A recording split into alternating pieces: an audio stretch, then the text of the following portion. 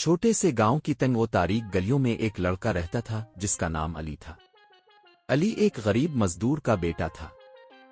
اس کے والد صبح سویرے اینٹیں اٹھانے نکل جاتے اور شام تک پسینے میں شرابور لوٹتے۔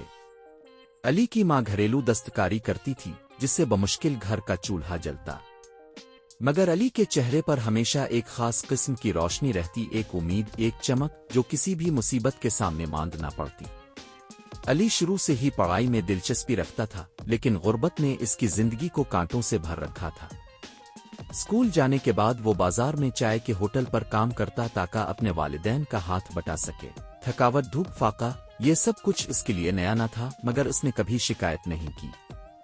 اس کی آنکھوں میں ایک خواب تھا، کامیاب بننا، اپنے والدین کو عزت اور سکون دینا۔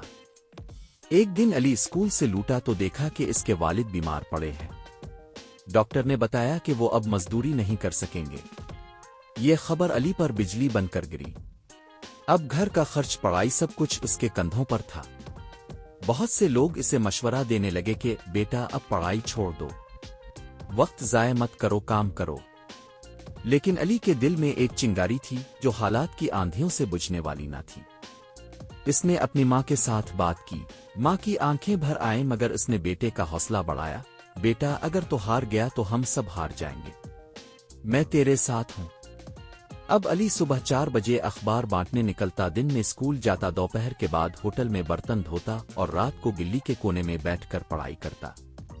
لوگ اسے پاگل کہتے، مذاق، الفاڑتی، مگر علی کے قدم کبھی نہ لڑکھڑائے۔ وقت گزرتا گیا، علی نے میٹرک میں پورے ضلع میں ٹاپ کیا۔ یہ ایک ایسا لمحہ تھا جس نے پورے گاؤں کو چونکا دیا۔ وہی لڑکا جو کل تک ہوٹل میں جھاڑو دیتا تھا، آج اخبار میں اس کی تصویر شائع ہوئی۔ لیکن علی کے لیے یہ آغاز تھا، اختتام نہیں۔ میٹرک کے بعد اسے ایک کالج میں وظیفہ ملا۔ اب چیلنجز اور بڑے تھے، مگر اس کے حوصلے بھی مضبوط تر ہو چکے تھے۔ اسے انگریزی زبان میں دشواری ہوتی، کلاس میں بعض اوقات طالب علم اس کا مذاق، الفاڑتی، مگر وہ خاموشی سے سب کچھ سہہ جاتا۔ اس کے اندر ایک عزم تھا جو دن بہ دن فولاد بنتا جا رہا تھا۔